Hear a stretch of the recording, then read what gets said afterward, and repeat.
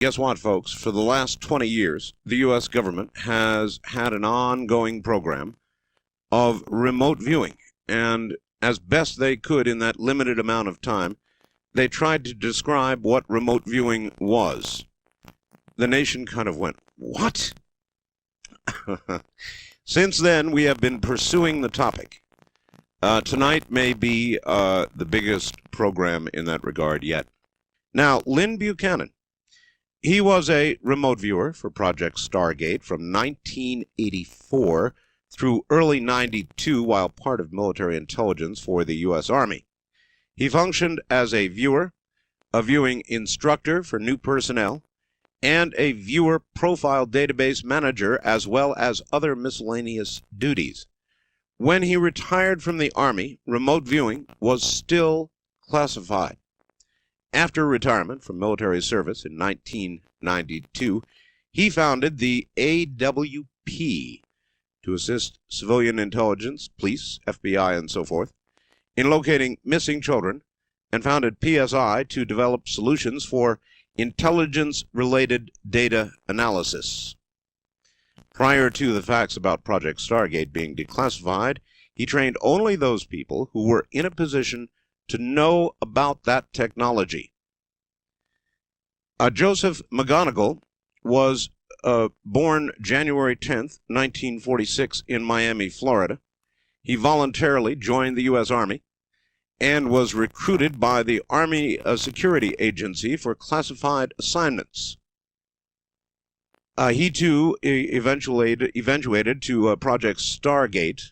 While there, he earned a Legion of Merit for providing critical intelligence, reported at the highest echelons of our military and government, including such national-level agencies as the Joint Chiefs of Staff, DIA, NSA, CIA, and the Secret Service, producing crucial and vital intelligence unavailable from any other source.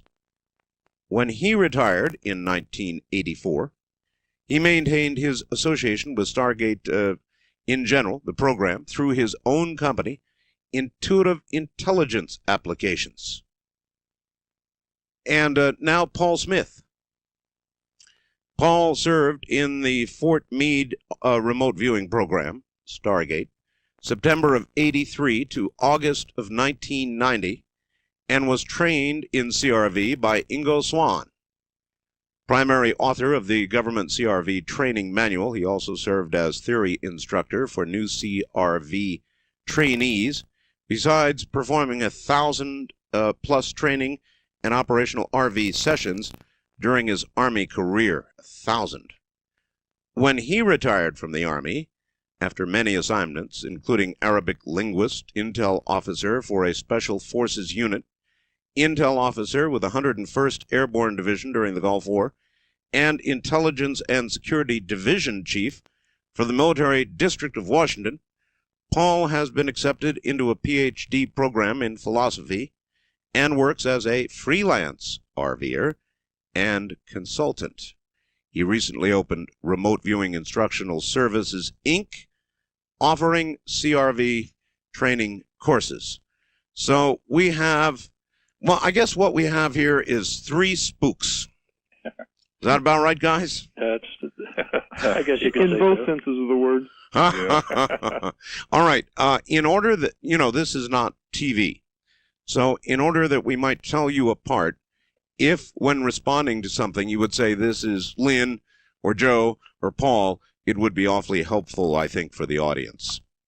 So what I'd like to let you guys do is sort of banter back and forth, and what we must begin with is explaining to the audience what remote viewing is. Who's good at doing that? This is Joe. Okay. I'd like to answer that if I could. In my opinion, what differentiates remote viewing from normal psychic functioning is that remote viewing is usually done within a controlled protocol, and that protocol has essentially been the same and has been unchanged since the original research into remote viewing in 1972 at SRI. One of the the things that dictates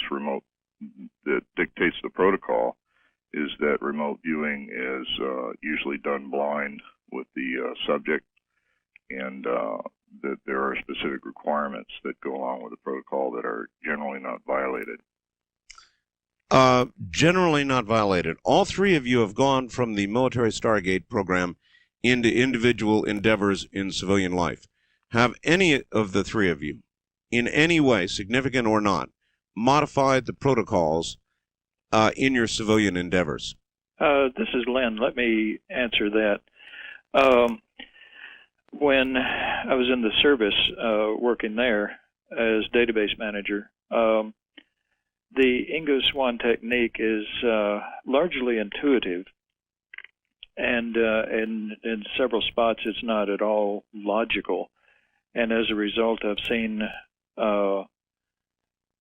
many, many times when people will improve on it.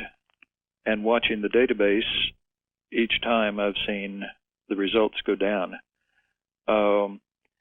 I have kept as strictly as possible to the Ingo Swann technology. Now, I've added a few things that take the information and expound upon it. But as far as the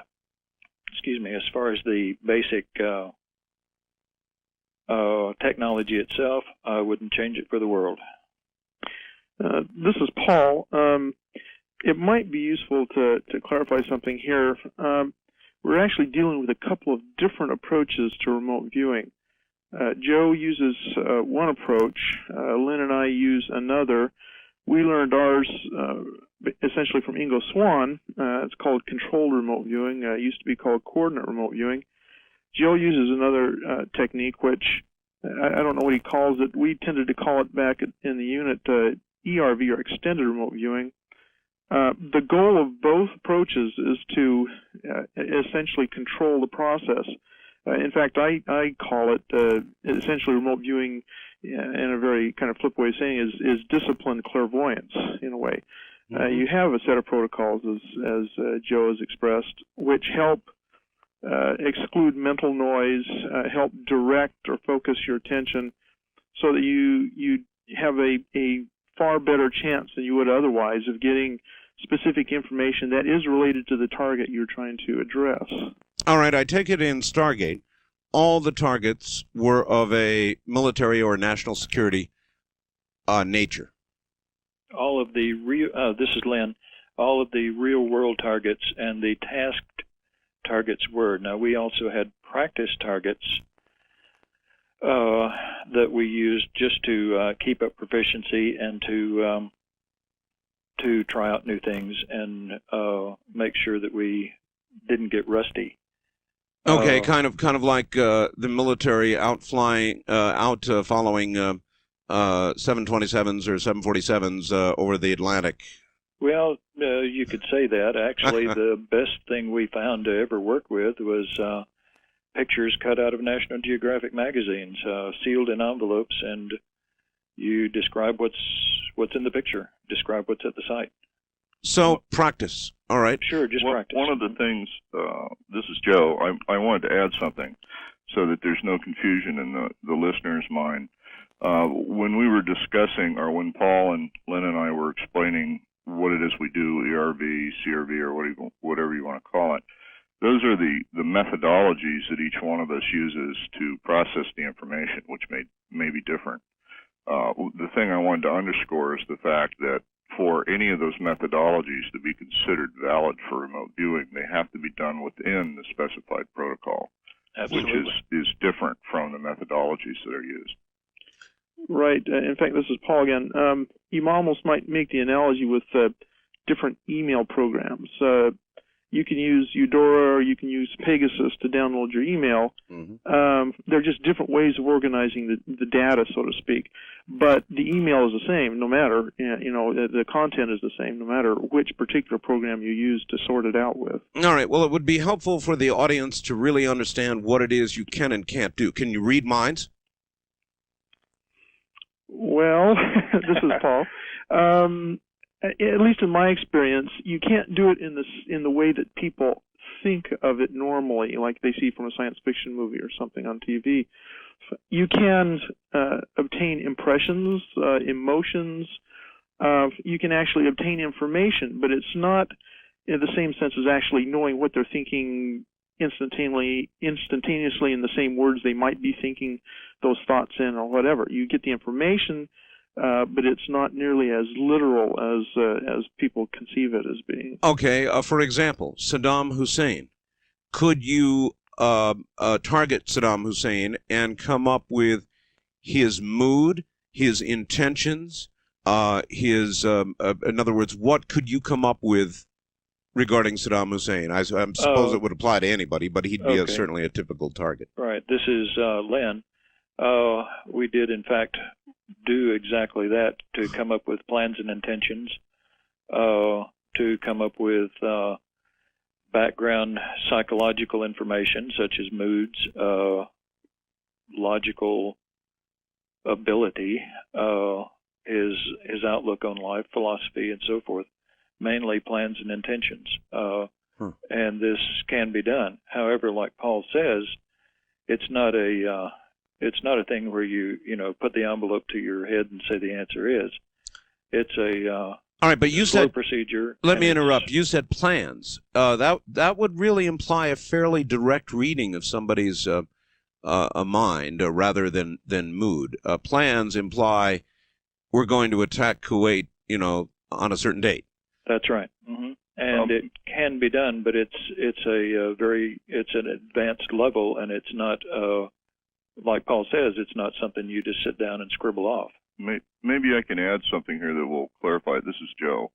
One of the things that you have to understand is that in the function of remote viewing, it's not the attenuated protocol that might exist for, say, studying telepathy. What happens in remote viewing is you're actually opening to all of the possible delivery systems, everything from clairaudience to clairsentience, clairvoyance, telepathy, presentiment. All those things are delivering bits of information. So there's an entire realm or wealth of information that's available depending on how you set up the specific targeting mechanisms. Would the three of you agree that it is the end of secrets as we have known them? Paul here. I wouldn't say it quite so precisely. One of the factors, let's go back to the mind reading thing. One of the things you have to recall is how confusing everyone's thoughts are anyway. I mean, we can think about one thing while we end up doing something else altogether. If we were reading Saddam Hussein's mind, again, not literally like that, but if we were doing that, we might pick up in the morning when he's in a bad mood and he intends to invade Kuwait tomorrow, and then later on in the afternoon he's already changed his mind and decided to do it some other time, So, absolutely, it's never quite that precise. Oh boy. It must be very difficult for the remote viewer when you're dealing with a human target, which would, as you point out, change its mind. Well, this is Joe. There's inherent problems in remote viewing as well. It doesn't work all the time. So if you're operating with a 60 or 70 percentile chance of actually making contact with a target, then you have to also look at the fact that there are times when you're going to be wrong. Now, do you mean to say that this is not 100% correct? That's what I was about to ask. Never has been. No, Lynn, let's be nice. If you can find someone who can do it 100% of the time, I will believe that the aliens are on the Earth because they're not human. Well, all right. Then what would the three of you say with regard to percentage of, obviously, people, I suppose, could approach 50-50 on certain things. How far above that does remote viewing go? Actually, let me jump in here and say, this is Lynn, say that the 50-50 thing is right or wrong. If you have to select and tell a color of a card, for instance, you can say red or black. You have a 50-50 chance. What if you have to predict the color of a traffic light? Then you have a 33% chance. Right. If you have to predict the condition of a certain spot in the desert, how many percent do you have chance? Good point. And also when people ask for accuracy, they have noted many times that different people have reported different amounts of accuracy for remote view, quote, remote viewing, which is a general term actually. Well, if you compare your accuracy, if let us say we take a white or a black piece of something and put it in an envelope, right, and compare your accuracy doing remote viewing compared to the average Joe's guess, how do you do? I'm glad you ask it that way, because I've been doing an extended experiment on this here lately with red and black cards. And right now I'm at 68.3%. Now, my guests, Lynn Buchanan, Joe McMoneagle, and Paul Smith. Lynn, where are you located? I'm in Maryland, about 50 miles directly south of Washington, D.C. Okay. Joe, how about you? I'm about 25 miles south of Charlottesville in Virginia. All right, and Paul? I'm, half hour north of D.C. in a little town called Laurel. So all of you sort of gathered not far from headquarters. That's right. We sort of had homes here because we, of course, we're in the project for so long, and as a result, we just sort of settled. Let me say something else, if you don't mind, about that red-black. Yes. In the project, when I took over the database, I saw that there was some work called binary work, where they were doing exactly that, and it had been an experiment, and the continually highest score in it was a person named Joe McMoneagle, who even one time scored 100% on 52 cards. Wow. And I was very, very impressed. I should someday reach that. Did you say 100%? There was one instance in the database where he got 100% correct. So it can be done. This is Joe. I'd like to say something about the accuracy. I've been working for over 13 years with the Cognitive Sciences Lab in California. That's the original founders of the original research in remote viewing. And we have collected statistics on dozens of remote viewers, what I would call world-class remote viewers. Generally speaking, on an average, a very good remote viewer can be expected to make contact with a target site about 60 to 65% of the time. And out of the information they provide, the accuracy of the information will run anywhere from 35 to 88%. Now, there are times when a good remote viewer will get 100% or near 100% quality remote viewing, but those are extremely rare. And when someone establishes their sort of history over a long period of time, say 10 to 19 years, that's the kind of percentages you can expect. Are those percentages increased with a team? No. From a research standpoint, everything that we have in the database that we've looked at the Cognitive Sciences Lab would indicate that if you had 10 very expert remote viewers all looking at the same target as an example, and 8 say one thing and 2 say another, that it's just as likely that the 2 will be correct and the 8 won't be. All right. Our government, at least according to the Nightline program that ran, financed Stargate over 20 years with $20 million or something like that, at the end of which they more or less declared it to be a failure and stopped the program. So you all three were in it. Was it a failure? Well, this is Paul. No, it was far from being a failure. In fact, back while I was still on active duty, I wrote a review of the CIA report on that, which I discussed many of the problems with that report. It's hard to say for sure, but it almost looked like it was consciously intended to prove that the program was faulty, and yet they did not consider anywhere near all of the evidence available to make that determination.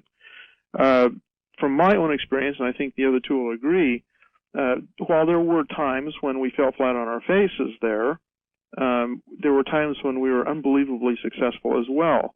That kind of holds true of any of the various intelligence disciplines. None of them are 100%. None of them are even close to 100%. Sometimes they're very successful, and sometimes they're not. So I would say we were at least as successful as any of the other intelligence disciplines, and sometimes perhaps more so. Well, if that's true, then the declaration that it was a failure was an intentional piece of disinformation, or otherwise known as a lie? Well, perhaps you could say it that way. You have to remember there's a lot more involved than just a bottom line as to whether it works or doesn't work. There are a lot of political agendas involved. There are a lot of personal belief systems. We live of course, in a scientific paradigm that doesn't want to accept the fact that there's things that happen that they can't explain in a cause and effect relationship. So far, no one's been able to explain what it is that makes remote viewing work, and so there are a lot of people who have real problems with that. Yeah, most of the military people, for example. I was in the Air Force, and I can imagine what the attitude toward what you gentlemen did was, and I'm sure it was not fully positive in the ranks. This is Joe. One of a very good example of that, since you brought up the military. There are multi-billion-dollar programs which are dependent upon, in essence, plans or constructs that may be very vulnerable to psychic functioning, that may be very targetable. And if some performance is developed that shows a vulnerability based on psychic applications, then that can be very damaging to getting an approval for a multi-billion-dollar plan. So that'll give you an idea of sort of the politics that might become involved. Well, at least publicly. Now, they suggested they stopped the remote viewing program altogether, and Stargate indeed has been disbanded. However, do all of you agree that the government is now doing absolutely no remote viewing work whatsoever? What do you believe? This is Joe. I would agree with that. I have no knowledge whatsoever of anything that the government's now doing, either from a research or a collection standpoint. And that's okay. I happen to think that this belongs in the private sector, or belongs in the public sector, where many labs and many individuals can be participating in the research. Only I would have to add that I think if any of that research is being done publicly, then it needs to be open to peer review and evaluation, criticism, discussion, that sort of thing.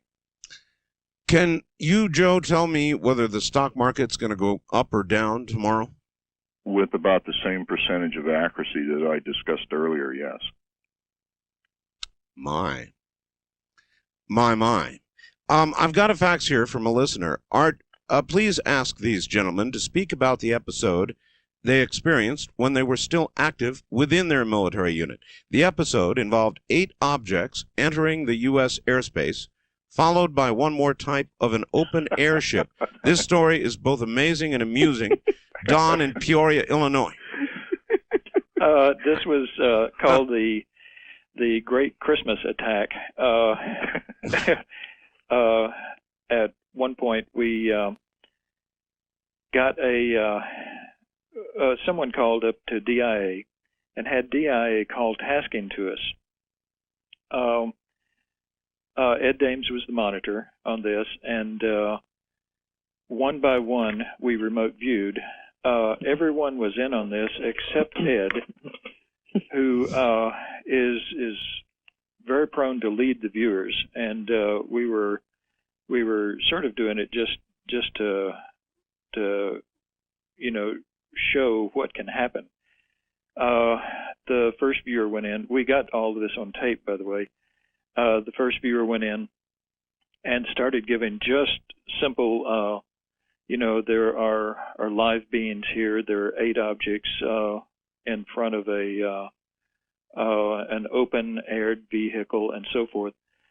by the time of the last viewer, which was me, I was describing runners instead of wheels and drawing drawing the sleigh runners. I was describing bells jingling, and that the pilot's uniform was red with white fuzzy trim. and when I went into the session and sat down, Ed told me that all the viewers supposed to get his numbers. He told me that we are experiencing an attack from over the North Pole with open-aired helicopters, which are coming down over the northern Canadian border. And what we're trying to do here is to find out their exact location and exactly what their targets are, and so forth. And finally, at one point, I just said something about the pilot is speaking into his radio saying "ho ho ho," and that's about the time. I think when I said that, everyone else who was in the monitor room where the TV monitor was laughed so loud that you could hear them through the walls. And that's about the time that Ed caught on to the Great Christmas Attack. So all moments in Stargate were not serious, dire moments. You guys had some fun. That's right. Sure. This is Paul. We actually had a lot of fun. Lynn, particularly, when things got a little wild, he'd put out a pseudo newsletter called The Adventures of the Sci-Force 5. Yeah. Some of which were very hilarious, actually. How many of you were there in totality? Well, Paul here. Just like any unit or any organization that's in flux with people moving in and out, at any one time the answer would be different. I think the most number of viewers we had in the organization at any one time was about 7. And then, of course, with support personnel, you had the operations officer, the branch chief, secretarial, and a couple of monitor analyst types. So maybe roughly 10 to a dozen would probably be at the largest size it was. All right. Even given what you said about the politics of remote viewing and religious paradigms and all the rest of it being challenged in the nature of the military people, fact is, if you guys really were able to do what you say you were able to do, you would be such a national asset that it's almost impossible for me to believe that the government would just say, okay, that's it, we quit, we're not going to do it anymore, we don't care what Muammar Gaddafi is doing, or at least care to find out this way what he's doing, or any other bad hotspot in the world, we give up, goodbye. It's hard to believe. I mean, it's just not like our government. They're hard-bitten, they're pragmatic, but you all should know that. This is Joe. I'd like to respond to that directly. That's true. That's one perception that one might have about the government. However, a lot of the politics involve the managerial responsibilities for this program, and as the media has blatantly shown since the November '95 exposure of the project. The giggle factor goes up when someone starts talking about using psychics. Sure. And nobody that has a political career wants to be caught dead standing next to any of those psychics. In fact, we had tremendous support from the Senate on down in some very important positions in government. And when those people were asked to respond, in particular to the Nightline program, without exception, all of them responded positively, but refused to go on the air or state that publicly. All right, I'm not surprised. All three of you have now turned to civilian application for remote viewing. Are there ethical and moral limits, or if I walk into one of your organizations with a whole bundle of money, and I say, look, I want to know what Mitsubishi is going to produce in the following area, what they're doing, will you do that for me? This is Lynn. have very definite moral and ethical limitations. There are certain things I will not teach. And basically, during the span of the course, just learning the basics, there is so much to learn that you don't really have time to learn all of those esoteric things anyway. Now, excuse me, Lynn. Wait. There are certain things you won't teach. I do not even address the subject of remote influencing and won't. All three of you, I take it, agree remote influencing, which means, by the way, folks, the ability at a distance to influence what somebody else actually does. In other words, not just read their mind, but influence their mind. It is possible? Remember, it's not remote control, it's remote influence. I understand. Right. Go ahead, Lynn. I want to make one thing very clear, by the way. Keeping the database, I kept all of the information on all of the projects, and at no time was there ever an official tasking to our unit or done by our unit involving remote influencing. Anything that was done by individuals on their own time, and there was some experimentation and so forth, but at no time were we ever tasked to do that. Well, would it be your view, Lynn, unofficially, that remote influencing is possible? I believe so. I have collected the data and tried the experiments and have come to the conclusion that it's extremely possible. My God. Then, I again, this brings me back to the military's apparent dismissal of this. Remote influencing would be of such intense interest to them that it just seems impossible to me that they would not fully explore it. Well, if you were a politician funding something, would you want to get caught funding remote influencing? Not me. I don't think any politician does. And, of course, anytime you do something in government, there's always the chance of a leak and somebody finding out. But then it again, would be political death. Sure, but they don't want to get caught selling missiles to Iran either. Well, yeah. And they did. That's right. Our government does lots of things that it might not otherwise want to get caught at. And the idea of being able to remotely influence Boris Yeltsin or Saddam Hussein or any of the other big guys. This is Joe. I'd like to comment on that from a science standpoint. Sure. As I said before, I've been over 13 years with a cognitive sciences lab, and there are a number of labs across America that have been involved in remote viewing research, and many of those labs have tried some experimentation in the remote influencing arena. There has been some very interesting and provocative results, which are still very much up in the air. So if you were to say, absolutely we can prove remote influencing, you would have to say, no, we can't. But if you said that there is a high probability that it's possible, you would have to say, yes, but all the research isn't in yet. That's right. So based on that, I don't know how you would actually apply it and be expectant of an ability to validate the outcome. That's right. And the experimentation I've done, the experimentation I know is completely full of holes and could be shot down by, junior woodchuck scientists. But I have done the experiments to my satisfaction. I now believe that it can be done, and quite easily. But as far as proof, I'm still waiting for proof myself. Our president has done from time to time over the last several years things that seem utterly uncharacteristic. Have any of you had anything to do with that? Not I. Other than with my vote, no.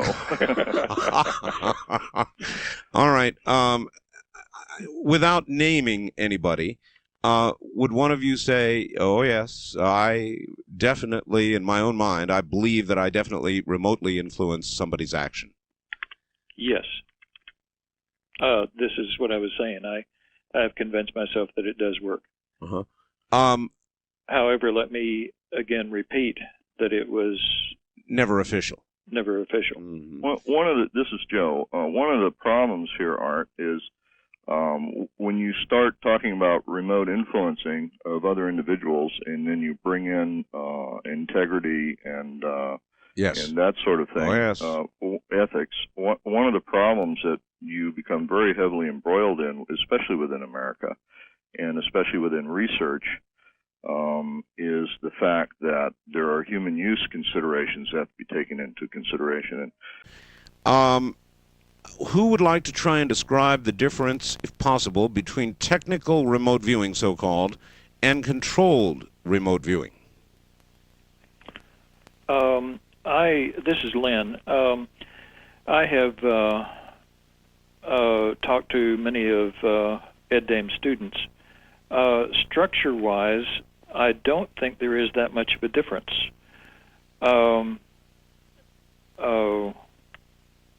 Ed, of course, sticks pretty closely to the Ingo Swann structure, mm-hmm. and retains the terminology that Ingo used. All right. So, now, in other words, there is not a lot of difference. There's not a lot. Now, Ingo requested that people not use his terminology, and so I started using basically slang terms that the students developed. For instance, analytic overlay, which is basically your imagination taking over.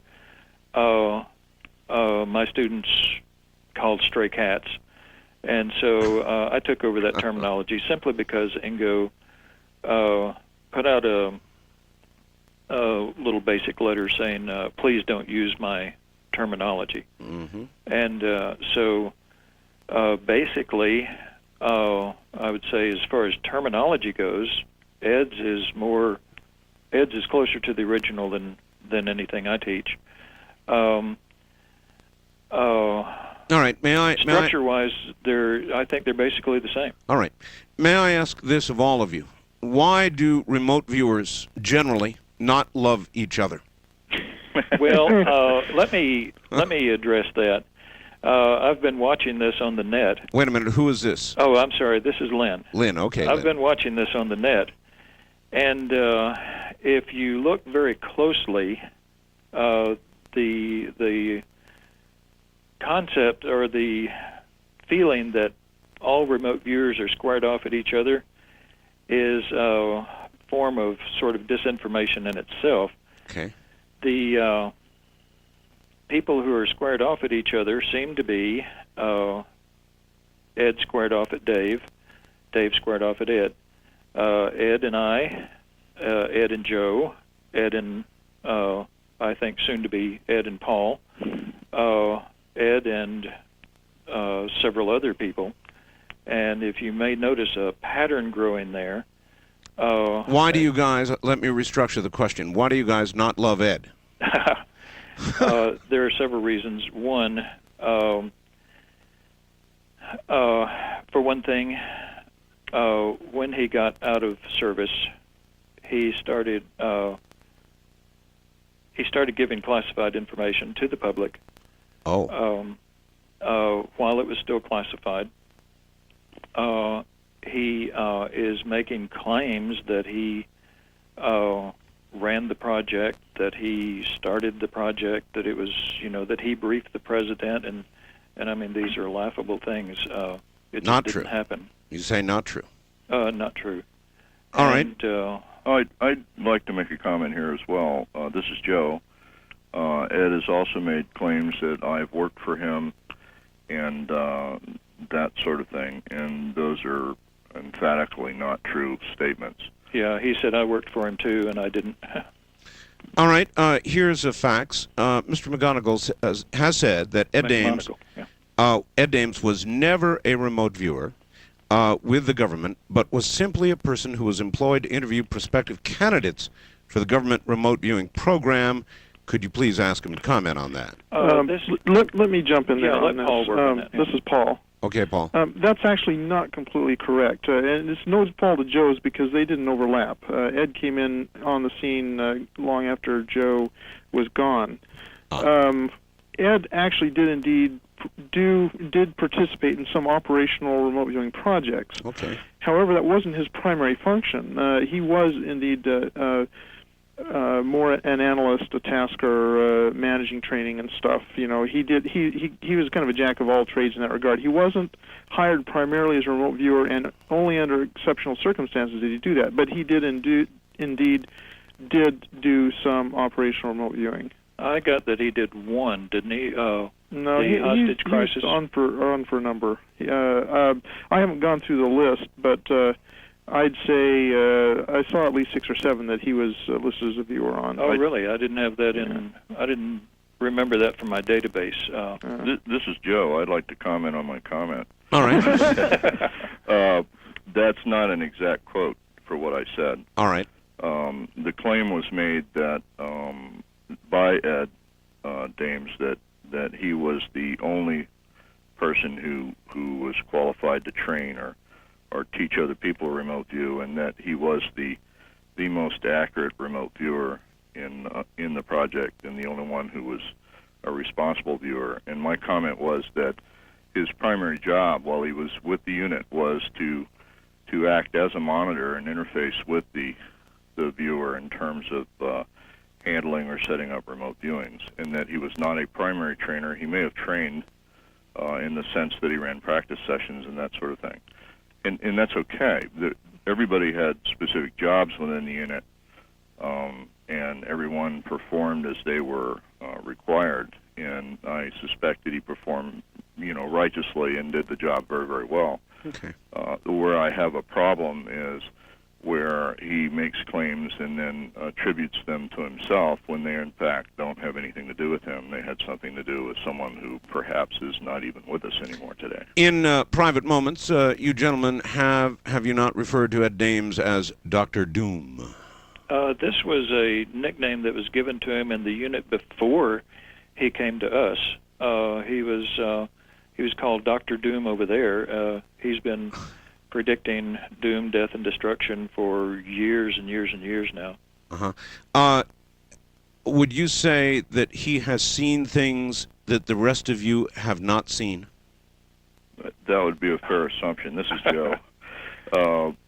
And that's fine. One of the remarkable things about remote viewing is that when you make a prediction or you make a statement about something, one would hope that there would be some validity or some method by which you could prove validity or the veracity of the information. Sure. I could certainly choose or pick targets that are completely unverifiable and make all the claims I want, and that's okay. They'll never be shown or proven one way or the other.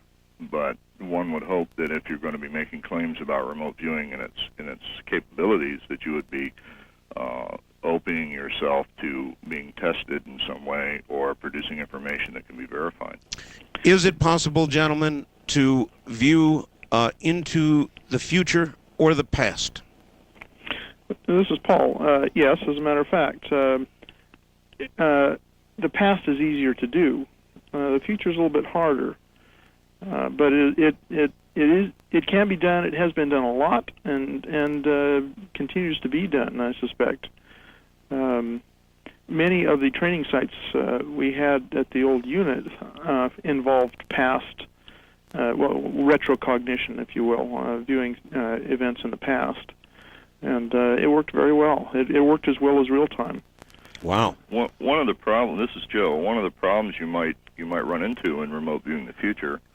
If you go out too many years, you may in fact have a 100% correct remote viewing, but since it involves something that might pertain to technology or something that we don't yet know about, there's no conceptualization that you can put it in, no order that will make sense. So you run into some technical problems. When you remote view the past, there's an even more interesting problem. History is sort of mobile, and history seems to be written to support whatever the political or social requirements of the present are. That's right. So you open a bucket of worms where you have to be willing to then take on and defend whatever you've said against the anthropologists, theologians, and the revisionists. Exactly. Mm-hmm. Ed Dames has said, and I wish to ask you all about this, that there is, in the next few years, a point past which he really cannot see. He sees some large event which he can't quite discern, which he describes as possibly a spiritual event of some sort, a massive spiritual event. Have any of you seen or sensed this? This is Paul. Of course, being as close as we are to the turn of the millennium, just like the last time the millennium came around, there's a lot of hysteria almost. And I think in fact, they use the word hysteria when they talk about it historically, about cataclysms and all that sort of thing. I'm not saying Ed has fallen prey to that, but it's certainly something to be concerned about. A lot of people are talking about end times, and the Book of Revelations, has all kinds of things in it that people seem to be seeing happening now. I'm not going to say those things aren't going to happen, but we have to be especially cautious when we deal, first of all, in future, because there are a lot of technical problems with remote viewing in the future, and second of all, dealing with very emotional laden issues such as end times, coming cataclysms, and things like that. I'm not sure that's an answer to the question. Is there a point past which? Oh, well, okay. I'm sorry. I have not experienced that. All right. And nobody I've talked to has had that experience that Ed is claiming. Right. Doesn't mean he's wrong, but I myself am rather dubious.